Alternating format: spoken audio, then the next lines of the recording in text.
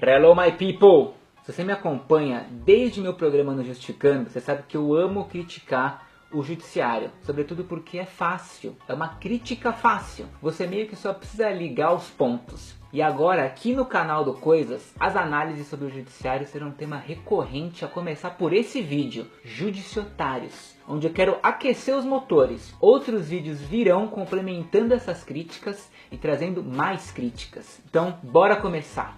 Primeiramente, a leitura contemporânea do judiciário ficou ainda mais absurda após a Lava Jato, que foi quando começou a ficar mais escancarado ainda que a gente vive um judiciário das massas, um judiciário que julga com a emoção, que julga com argumentos do tipo, decido conforme minha consciência, ou o direito é aquilo que o juiz diz que é, ou o meu favorito, condeno porque a doutrina me permite.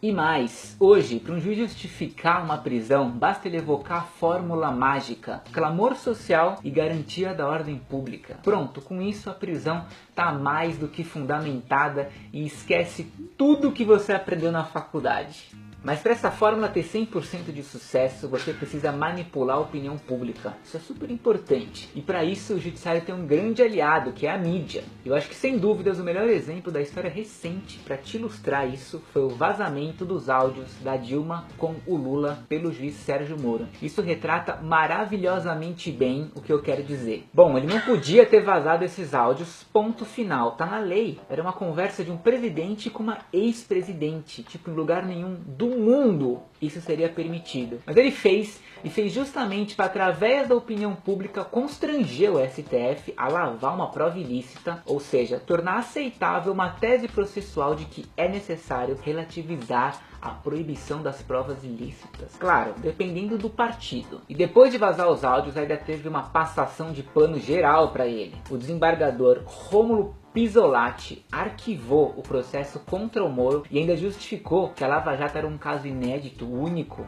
que escapa às leis genéricas e que devia ser tratada de forma excepcional. Em outras palavras, o que ele está dizendo na sentença é, a depender das circunstâncias, um juiz pode se recusar a aplicar a Constituição se ele julgar que determinado caso é excepcional. Isso, meus amigos e minhas amigas, chama-se estado de exceção. E essa decisão é uma aula 3D sobre essa matéria. Se não bastassem fórmulas mágicas, o nosso judiciário também importa teorias jurídicas do além. Faz um jazz aqui e aplica essas teses nos casos brasileiros como se fosse a coisa mais natural do mundo. Quer outro exemplo? Teoria do domínio do fato. Uma teoria que praticamente do dia para a noite virou a manchete de todos os jornais como se fosse a coisa mais óbvia do mundo. Os ministros abraçaram a ideia, o judiciário abraçou a ideia, a mídia abraçou a ideia, você, talvez sem entender nada muito bem, também deve ter abraçado a ideia. Faz parte. Essa teoria foi criada lá em 1960 por um jurista alemão e até hoje um super popstar do mundo jurídico, um cara chamado Klaus Roxin, que inclusive fez questão de vir a público para dizer que a sua teoria estava sendo deturpada aqui no Brasil. Mano, imagina a vergonha você julgar casos históricos de corrupção como Mensalão e Lava Jato, usando as ideias de um cara, e esse cara vir a público pra falar que você não entendeu nada das ideias dele, mano.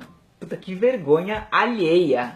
Uma teoria jurídica desse calibre, ela não é feita do dia pra noite. Tem um baita histórico, político e jurídico por trás e um debate de anos. São vários julgamentos, jurisprudências, doutrinas, um vai e vem de ideias, daí pá, surge uma teoria jurídica para aquele contexto. O que a gente fez aqui foi pegar o bagulho e jogar no meio dos nossos processos e dane-se. A lógica é, preciso / quero condenar esse cara, não tenho uma prova, o que eu faço? Pego uma teoria jurídica da Alemanha aqui, uma delação premiada ali, crio uma parada do tipo prova indireta daqui, vaza uns áudios ali rapidão e já era. Condeno quem eu quiser, não tem escapatória. E o pior é que não é possível você ter muita esperança no judiciário hoje. Óbvio que existem juízes fodas, mega progressistas e que batem de frente no sistema, mas essa não é a regra. Cara, pensa, a magistratura é formada pelo mesmo grupo social cujo perfil coincide com os principais apoiadores do golpe. É por essas e por outras que o impeachment foi chancelado pelo judiciário e pelo STF, mesmo com tantas cagadas. Não teve tipicidade, comprovação de autoria, nem de dolo específico. Pelo contrário, teve extensão de tipo penal por analogia, desvio de finalidade e aplicação retroativa de lei. Mano, coloca dessa forma. Você tiraria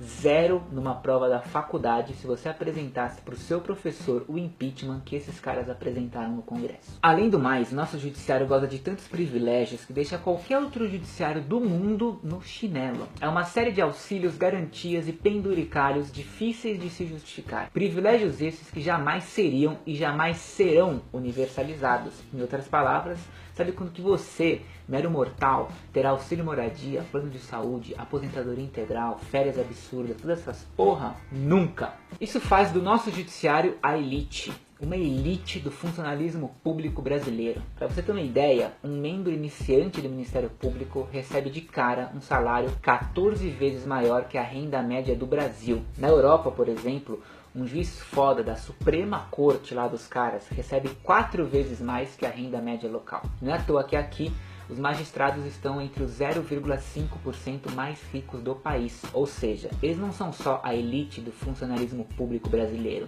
eles são a elite do Brasil mesmo. Isso gera, por essas e por outras, o judiciário mais caro do mundo. O percentual do PIB empregado no nosso judiciário é 4 vezes maior que o do segundo colocado, que é a Venezuela, e mais de 10 vezes o de Portugal, dos Estados Unidos e da Argentina. E em troca de todos esses gastos, a gente tem nada mais, nada menos que o 30º judiciário mais lento do planeta, Terra. E o resumo da ópera de hoje é super simples. Entendendo a fundo o direito ou não, o fato é que hoje 90% da população brasileira considera o nosso judiciário pouco ou nada confiável. Muito graças a esse cavalo de Troia jurídico chamado combate à corrupção.